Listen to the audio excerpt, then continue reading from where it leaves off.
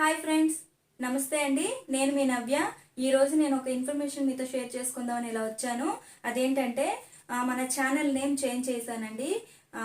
ముందు ఉన్న వీడియోస్ అన్నీ ఆ నేమ్తో వచ్చాయి కదా, ఈ రోజు నుంచి పెట్టబోయే వీడియోస్ అన్నీ ఇప్పుడు కొత్త నేమ్తో వస్తాయి. దయచేసి అందరూ సపోర్ట్ చేయాలని కోరుకుంటున్నాను. అందరూ మనస్ఫూర్తిగా సపోర్ట్ చేస్తారని అనుకుంటున్నాను. ఈ కొత్త నేమ్ వచ్చేసి స్మార్టీ నవ్య అండి. ఇప్పటి వరకు ఎవరైనా సబ్స్క్రైబ్ చేసుకోకపోతే సబ్స్క్రైబ్ చేయండి, లైక్ చేయండి, షేర్ చేయండి. అండ్ ఈరోజు వీడియో వచ్చేసి హెల్తీ పలావ్ రెసిపీ చేయబోతున్నానండి. రైస్తో కాదు, వీట్ రవ్వ యూస్ చేస్తున్నాను. మంచి వెయిట్ లాస్ రెసిపీ అండి ఇది. మీరు వెయిట్ లాస్లో ఉన్న వాళ్ళైనా మామూలుగా అంటే హెల్త్ కోసం హెల్తీగా ఉన్న వాళ్ళు ఎవరైనా తినొచ్చు. షేర్ చేయండి, లైక్ చేయండి. థ్యాంక్ యూ అండి. మరెందుకండి ఆలస్యం, మన రెసిపీలోకి వెళ్ళిపోదాం. దానికోసం కావలసినవి క్యారెట్, క్యాప్సికమ్, బీట్రూట్, ఆనియన్, పచ్చిబటానీ. దానికోసం ముందుగా ఒక కుక్కర్లో 1 టేబుల్ స్పూన్ నెయ్యి తీసుకుంటున్నాను. ఇక్కడ నేను నెయ్యి యూస్ చేస్తున్నానండి, ఆయిల్ ఏం యూస్ చేయట్లేదు. కొంచెం నెయ్యి వేడెక్కాక అందులో కొంచెం బిర్యానీ ఆకు, కొంచెం లవంగాలు, చిన్న దాల్చిన చెక్క కొంచెం వేయించుకోవాలండి. వీటిని నెయ్యిలో ఇంతకు ముందు చూపించాను కదా, ఆ వెజిటబుల్స్ అన్నీ ఇప్పుడు నేను ఇందులో వేసేస్తున్నాను. అన్నీ ఒక్కసారిగా వేసేసానండి.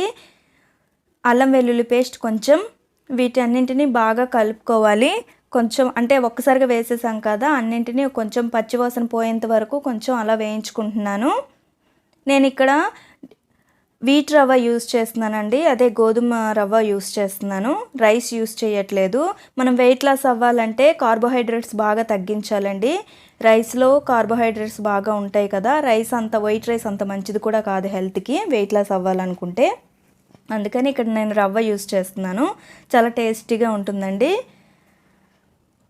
ఇదిగోండి రవ్వ చూస్తున్నారు కదా, ఈ రవ్వ నేను గ్లాస్ రవ్వ తీసుకుంటున్నాను. దీంట్లో ఆ వెజిటబుల్స్లో ఈ రవ్వ కూడా వేసేసుకొని కొంచెం పచ్చివాసన పోయేంత వరకు నేను కొంచెం వేయించుకుంటున్నానండి.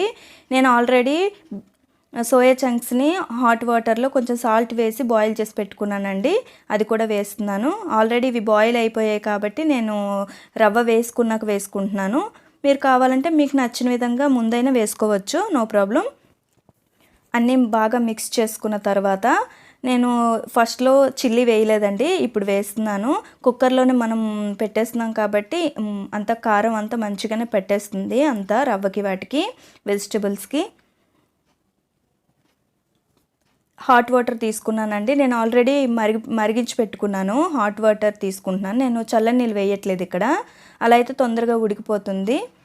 హాట్ వాటర్ తీసుకున్నాను. నేను గ్లాస్ రవ్వకి 2 గ్లాసుల వాటర్ మరగబెట్టుకున్నానండి. ఇదిగోండి బాయిల్ వస్తుంది కదా, బాగా కలుపుకున్నాక నేను సాల్ట్ తీసుకుంటున్నాను, సరిపడా సాల్ట్, పింక్ సాల్ట్ తీసుకుంటున్నాను.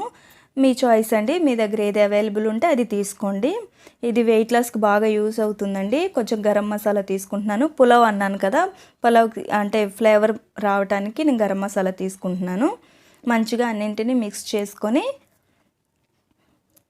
చూసారు కదా కలర్ మంచిగా బీట్రూట్ వేయడం వల్ల మంచి కలర్ వచ్చింది. చాలా టేస్టీగా ఉంటుందండి, ఒకసారి ట్రై చేయండి. మరి హెల్తీ కూడా. ఇప్పుడు నేను కుక్కర్ లిడ్ పెట్టేస్తున్నాను. ఒక 3 విజిల్స్ వచ్చేంత వరకు ఉంచుకుందామండి. ఇది వెరీ హెల్తీ అండి, వెయిట్ లాస్ కోసం బాగా యూజ్ అవుతుంది. మీరు డిన్నర్లో తీసుకోవచ్చు, బ్రేక్ఫాస్ట్లో కూడా తీసుకోవచ్చు, మీ ఇష్టం అండి, ఎలా అయినా తీసుకోవచ్చు. కానీ ఒకసారి ట్రై చేయండి.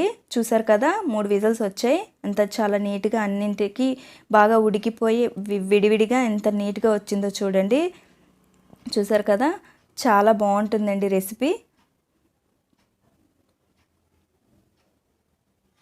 చూసారు కదా, చూడండి ఎంత బాగా వచ్చిందో. చాలా టేస్టీగా ఉంటుందండి. ట్రై చేసి ఎలా ఉందో చెప్పండి. రెడీ అండి పలావ్ రెసిపీ. Thank you.